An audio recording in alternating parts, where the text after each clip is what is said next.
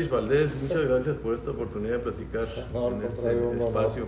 La idea es aprender de ustedes, los que han tenido una trayectoria larga, éxitos, también reveses en la vida, ¿verdad? Porque no todos son puras mieles, también aprender de eso, Samuel. Y al principio yo te platicaba que pues tú eres una persona que sobresale para mí en tres aspectos: el aspecto empresarial, que lograste crear pues unos negocios muy exitosos, incluso pues pasarlos a la siguiente generación, y eso también es parte del éxito. La parte social, fuiste pues el impulsor, el creador, el promotor de este fondo fideicomiso del empresariado chihuahuense, que es difícil de replicar en México. Y por otro lado, tu historia personal y de vida de tu familia, ¿verdad, Samuel? Yo quisiera empezar por la última. Yo me acuerdo una vez y me impactó mucho, Samuel. Ojalá y me puedas ayudar a recordar cómo llegaron aquí en México, en qué condiciones, de dónde venían y cómo llegaste tú aquí desde tu familia, para entender un poco las dificultades de una persona que tiene un entorno muy adverso y desde cero, ¿verdad? Tengo entendido. Bueno, rápidamente, mi padre, inmigrante polaco, llega a México a la edad de 13 años, lo bajan del barco solo y bueno, pues deambula con muchos problemas, empezando por Veracruz, se va a la Ciudad de México y luego a Guadalajara, Monterrey, llega a Chihuahua siendo judío, vendiendo imágenes católicas. ¿En qué año es esto? En 1913 más o menos. 13, la revolución ya acababa de terminar. La primera guerra, durante la Primera Guerra Mundial. Ajá. Sí, y entonces aquí en Chihuahua su principal mercado eran los mineros de Santa Eulalia. Cuando iba y venía le hacían encargos de mandado y se le ocurre poner una tienda de abarrotes. Pasan los años, se casa, etcétera, etcétera. Nace mi única hermana, 10 años mayor que yo. Se viene la Segunda Guerra Mundial en el 42, nazco yo y detecta él que hay una demanda de materia prima para la guerra y por ende pone pues, un negocio de chatarra. Hace ya 80 años, que es mi edad. Qué visionario, porque digo, la chatarra como oportunidad de negocio es una visión. Eso es muy interesante. El negocio de chatarra es asintomático respecto a la economía y a muchos negocios, porque en épocas malas el negocio de chatarra es cuando recibe más material, porque hay mucha gente pobre, claro, pues que vende hasta lo que no tiene para poder sobrevivir. Y bueno, pues nace el negocio de chatarra. Hace 80 años empieza. Hace 80 años. Kalish Chatarra, ¿sí se llamaba? No, se llamaba Gustavo Kalish como tal. Y bueno, pues ahorita te platico cuando empieza el negocio de Kalish Chatarra. Entonces, nazco yo, mi padre, gente muy humilde, mi madre trabajaban hasta el domingo o mediodía, porque pues había que sobrevivir en el barrio ferrocarrilero del Santo Niño. ¿Qué hacía tu mami? Mi mamá era ama de casa y le daba a mi padre un poco ahí en la tienda de abarrotes. Y bueno, pues nazco y después de muchas peripecias y me corrieron de 3 escuelas. ¿Por qué, Samuel? Pues ¿Eras inadaptado? Por inquieto, por vago, por desaplicado. Hasta que me mandan a Monterrey. En Monterrey pues sufro un cambio y me voy becado y después durante toda mi carrera tuve que trabajar para pagar el TEC de Monterrey. En el TEC de Monterrey. Estando ahí me nombran presidente de la Asociación de Alumnos Chihuahuenses en Monterrey y bueno, pues ahí nace mi primera experiencia social, porque la función de esa asociación era becar jóvenes. Entonces, siendo becado, pues buscar dinero para otras becas. Termino mi carrera, sigo en la Asociación de Chihuahuenses aquí ahora ya en Chihuahua, con el mismo tema de las becas. Me voy a trabajar al Banco Agropecuario, duro un año en el Banco Agropecuario. Lo que era Banrural. Lo que era Banrural. El abuelito Banrural, pues. Un año con el señor González, una bella persona. Me caso, después de Banrural me caso. mi padre enferma de cáncer, por ende pues tengo que irme a trabajar con él, me salgo de Banrural, tengo que buscar recursos para que él se pueda atender, y entonces le compro el negocio, y parte me hereda y parte lo compro, y empiezo yo a administrar el negocio de chatarra. Muere, y bueno, pues ahí hubo muchas peripecias porque empecé pues prácticamente de cero.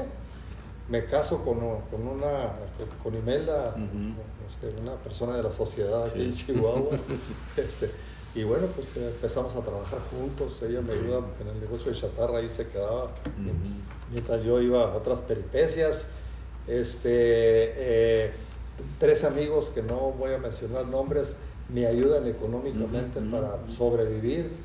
Y bueno, pues empieza en hojalata y lámina un problema económico, y entonces me dicen, oiga, para pagarle la chatarra pues le tengo que entregar varilla corrugada. Y bueno, pues ándele pues entrégueme la varilla corrugada y pongo el negocio. Y de ahí sale Cáliz Fierro y Acero. De ahí nace Cáliz Fierro y Acero. Okay. Parte comprada y parte a consignación. Fui el único consignatario que tuvo ILSA. Y bueno, pues afortunadamente con éxito y les pude pagar. Tú decías que era la chatarra como la minería, ¿verdad? Que es como el precio de los metales se mueve mucho en el... Entonces, pues... Sí, de hecho el negocio de la chatarra es prácticamente una bolsa de valores.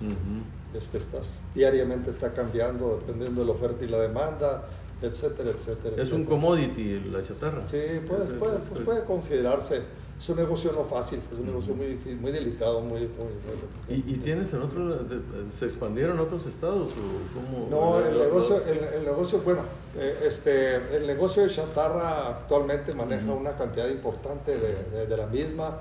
Pegado al aeropuerto a mano izquierda tiene un molino que son 2 motores de locomotora que un automóvil lo muele con todo cristiano en 3 minutos. No, sin cristiano, en 3 minutos lo hace pedacitos. Y después de esos pedacitos es un sistema total y absolutamente automático, electrónico, que separa la basura del aluminio, del cobre, del fierro. ¿Y cuál es la tecnología para la separación? Electrónica y de aire, y por aire. Y entonces parte de la basura se va a Cementos de Chihuahua para energía, y parte se va al tiradero, y bueno, pues los otros metales se van a Estados Unidos o se van a México, dependiendo, como te decía ahorita, de la bolsa de valores, dependiendo del mercado. Samuel, mi hijo, es el que ya es el dueño de... ¿En qué momento decidiste ya pasarles a tus hijos? Hace como unos 8 años. ¿Y por qué? ¿Cómo fue esa decisión? ¿Ya te lo estaban reclamando? Yo creo que cada familia somos un caso diferente, por muchas circunstancias. Habrá familias que pueden heredar y mantenerse en grupo como lo han sido exitosamente ustedes, pero bueno, pues habremos otras familias en las cuales es mejor que cada quien vaya por separado. Entonces Ricardo es propietario ya de Fierro y Acero, Samuel de Cáliz Chatarra, y las hijas, cada una de ellas tiene propiedades. De acuerdo. Entonces es una toma de decisión compartida con Imelda, mi esposa. Ella todavía no hereda, ya tiene su patrimonio, y bueno, pues ahí nos la llevamos. No, pues muy exitoso, porque digo, ¿cuántos años tienen estos negocios? 80 años. El de chatarra 80, el de Fierro y Acero tiene casi 50. 50. Han pasado por crisis, devaluaciones, sí, por todo. Inflación. El negocio de Fierro y Acero ya tiene más de 40 sucursales en el Bajío, en Sinaloa, Sonora, aquí en Chihuahua y en El Paso. Y bueno, pues gracias a Dios los hijos han salido mejores que el padre y que el abuelo. Es verdad, pues, ¿verdad? No, gracias a Dios. No, qué admirable, sí, porque uno va a otras ciudades y de repente ahí ve la K de Cáliz y dice, yo lo conozco ese vato. Sí, fíjate.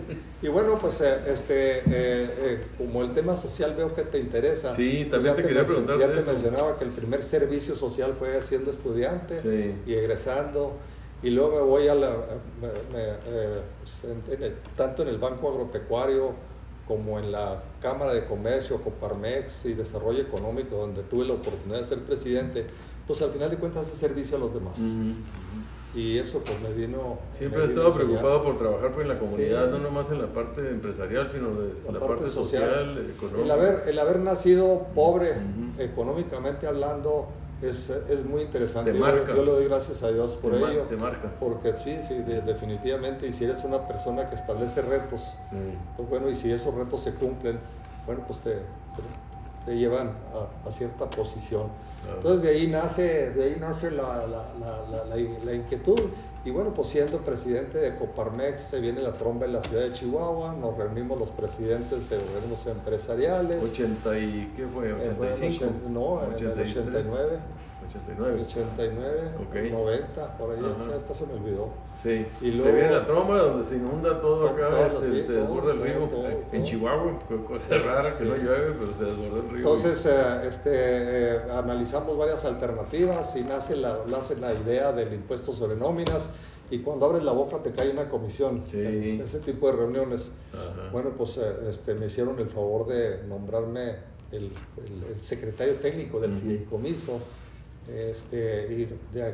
Pero antes de eso pues nos fuimos a recorrer todo el estado, hicimos una planeación estratégica y para que la gente lo aceptara pues. Visitamos las ciudades chicas primero, dejamos a Juárez al último para que fuera ya el único, el que diera ya el visto bueno final, porque de lo que se trataba es de convencer a los empresarios de una sobretasa. Así es. De un 2%, de un 10%, del sobre 2%, el 2%, o sea es un punto 2% así es, que ya andamos entre el 3 y el 4. Sí, 3 ya. Y es una buena lana, ¿verdad? Es mucho dinero, y ahorita te platico las herencias, los hijos de la FECHAC. Okay. Entonces, pues nace el fideicomiso por un año.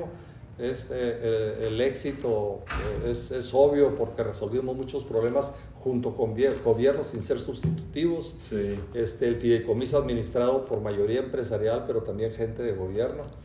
Y bueno, pues a los 5 años posteriores a ello, se decide crear la Asociación Civil, que es la Fundación del Empresario Chihuahuense, para ser parte del sector social y poder manejar los recursos económicos con deducibilidad de impuestos.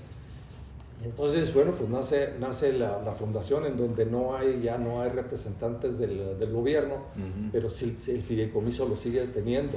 Se ha renovado por 5 veces. Ya ha habido cambios de estafeta. La última fue con Corral, ya por 13 años. No se ha querido que sea permanente, pues para estar revisando, para estar analizando las cosas más estrechamente. Y, bueno, y también hay en los municipios, ¿no? O sea, una parte de lo que se recauda se decide quedar en el municipio y otra parte se va a nivel estatal. Bolsa. Cada municipio hace sus aportaciones y hay una forma de distribución. Entre más grande es la ciudad, más subsidia a las pequeñas o a la zona serrana. Juárez es el que más subsidia. En este año el ingreso se pretende que sean 500 y tantos millones de pesos. Pero déjame decirte cuál ha sido la herencia. A ver. Yo después de los 12 años tengo la oportunidad de ser profesor invitado del IPADE. Me toca recorrer buena parte de la República Mexicana en viajes y viajes, invitando a gente que vengan a conocer el proyecto de la fundación. La materia que doy yo es precisamente el caso FECHAC. Y bueno, pues platicando, ya hay 6 estados que tienen fundaciones empresariales. Son los hijos putativos. Vaya que la palabra es muy decente. Sí, es bíblica. Es bíblica la palabra. Así es. Entonces, ya hay 6 estados que tienen fundaciones empresariales. Cada una con sus características muy particulares. Pero también son impuestos sobre nóminas, sobre tasas. Nada más Guanajuato es el que desde el año pasado ya tiene el mismo impuesto sobre nóminas. Ya Jalisco acaba de negociar entre el sector empresarial y el gobierno. Van a aumentar el impuesto de sobrenómina del 2 al 3 y 3,000 millones de pesos anuales se van a ir al fideicomiso para educación. Entonces, bueno, pues yo creo que todos los chihuahuenses, los 42,000 empresarios, debemos de sentirnos orgullosos de que ya tenemos hijos en el ámbito nacional. La fundación ha sido reconocida muchas partes, sí. porque pues no es un modelo que hasta ahorita no se ha replicado más. ¿Tú no cómo ves el tema de la filantropía, la responsabilidad social en general en México, en Chihuahua? Es fuerte. Va creciendo. No me gusta mucho hablar en primera persona, pero también fui presidente del Centro Mexicano para la Filantropía. El CEMEFI. Entonces, el CEMEFI. Y entonces, pues ahí me tocó la oportunidad de tocar el tema de responsabilidad social. Yo creo que en los años hemos pasado de la limosna, de la caridad, las dádivas, al tema filantrópico, en donde implica tiempo, dinero y esfuerzo en favor de los demás. Y ahora, últimas fechas, a últimos años, debido al crecimiento poblacional y a las necesidades que están presentes, se crea el término de responsabilidad social, en donde ya te invita a que no seas nada más tú como empresario o como persona la que participe filantrópicamente, sino que sea tu empresa y que sea tu familia. A ver, te voy a poner un calambre. El presidente Andrés Manuel López Obrador no le gusta. No le gusta el sector social. No le gusta el sector social. ¿Tú cómo la ves? ¿Cuál es el dilema? ¿Por qué esta confusión? Mira, ¿tú cómo defiendes la idea? Mira, no hay país que el gobierno per se pueda resolver los problemas sociales. No hay país. Todos requieren por subsidiariedad del sector social. Entonces, para nosotros sería un atraso si este tema se sigue llevando a cabo y se minimiza la labor del sector social. Ya ha habido fiscalmente muchos cambios que reducen la viabilidad. Te obstaculizan mucho. Tú los conoces principalmente. Sí. Entonces, bueno, pues es peligroso en el mediano, no en el corto plazo, sino en el mediano y largo plazo, este asunto. México, y tú lo sabes, estamos entrando en una etapa de autoritarismo, y yo creo que va para el mediano, ojalá y sea a corto plazo, pero yo creo que va al mediano plazo con otras personas, pero no va a ser fácil salir de él hasta en tanto no se vean los resultados. Son olas democráticas, autocráticas, etc. Entonces estamos entrando en la autocrática. ¿Tú qué le dirías ahorita a un joven que está saliendo de la escuela, de la universidad o de la preparatoria? ¿Cuál sería tu visión, tu mensaje de esperanza o de preocupación para...? Yo creo que de participación. Yo he manifestado en varias ocasiones que México está lleno de habitantes, no de ciudadanos. Entonces yo le pediría que fuera ciudadano en el amplio sentido que esto representa, y tú lo sabes. El habitante pide, el ciudadano aporta. Estoy hablando de muchas cosas.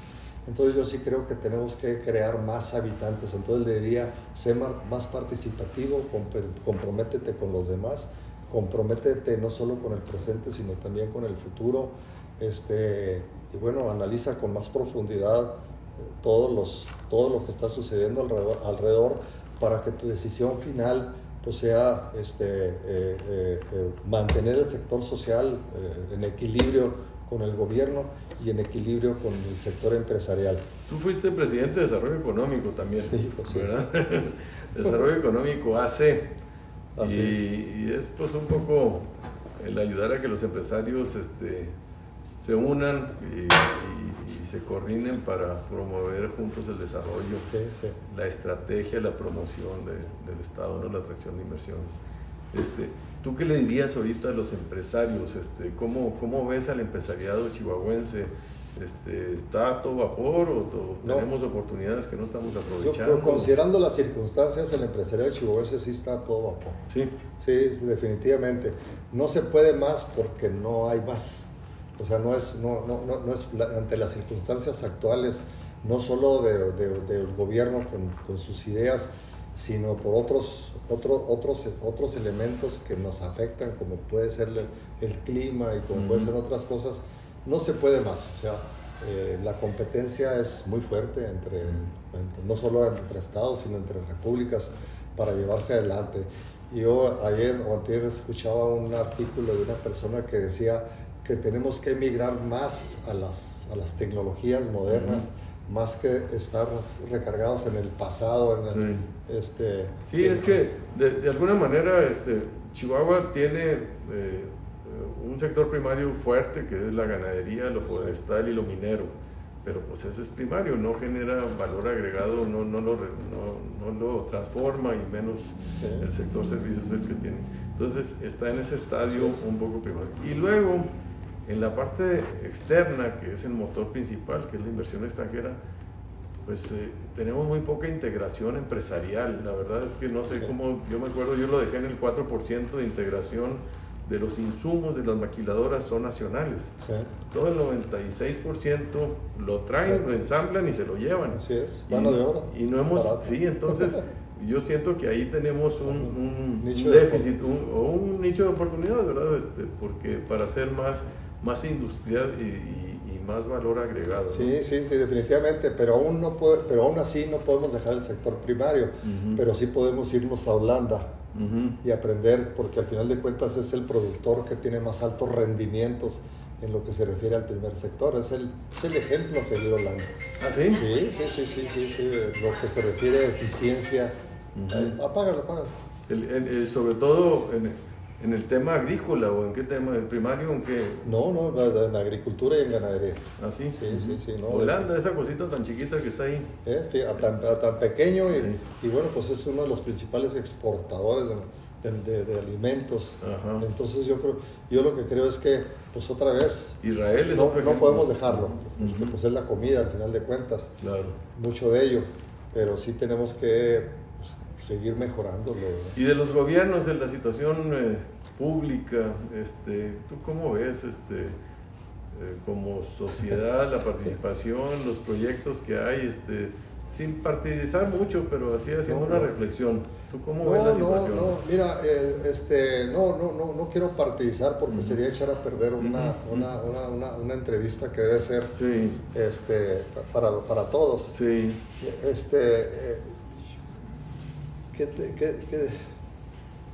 Déjame pensarlo con mayor tranquilidad para poder contestar. Samuel, el hámster que trae ahí arriba. Yo creo que estamos viviendo una sociedad muy polarizada, muy negativa en ciertos aspectos. De los gobiernos somos críticos pero negativos, no críticos participativos. Te lo mencionaba ahorita con la cuestión de habitantes. El sector empresarial es un sector muy diferente al que estamos acostumbrados. Nadie más lo sabe que tú, que has estado en eso.